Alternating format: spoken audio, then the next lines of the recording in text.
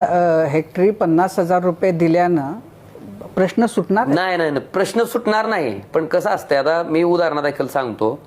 1.5 एकरची द्राक्षाची बाग आहे. ती एका शेतकऱ्याच्या शेतातच मी गेलो होतो. 1.5 एकरची द्राक्षाची बाग आहे. त्याला विचारलं की फाउंडेशन, जी की पूर्णतः फाउंडेशन सगट वाहून गेली ह्या पुराच्या पाण्यात. त्याला विचारलं फाउंडेशनला किती खर्च, जी की आता 2 महिन्यात 3 महिन्यात आता छाटणी करून ते पीक आलं असतं, त्याच्यात 3 महिने त्याला पैसे पडले असते पदरात. 5 लाख रुपये फाउंडेशनसाठी त्याला लागतात. आणि द्राक्षाची बाग म्हणजे जंगली द्राक्ष लावते, डॉंगरेज म्हणून म्हणते, ते लावलं जातंय. ते वाढायला आणि त्याचं उत्पादन घ्यायला म्हणजे 2 वर्ष वाढायला लागते आणि 1 वर्ष ते फळधारणा करून ते पीक घ्यायला लागते.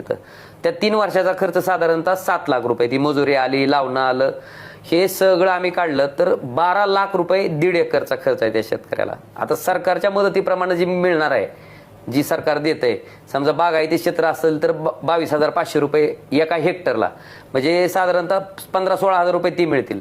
आणि जमीन खरडून गेलेले आहेत ते 47,000 रुपये एका हेक्टरला, त्याचे साधारणतः एक 20-25 हजार रुपये मिळतील. मला वाटतं त्या 20-25 आणि 17 जर केलं तर 25 10 35 आणि 7 42 ते 45. या 45,000 रुपयात ज्या शेतकऱ्याचं 12 लाख रुपयाचं नुकसान झालंय, त्याचं 45,000 कसं भरून निघाल.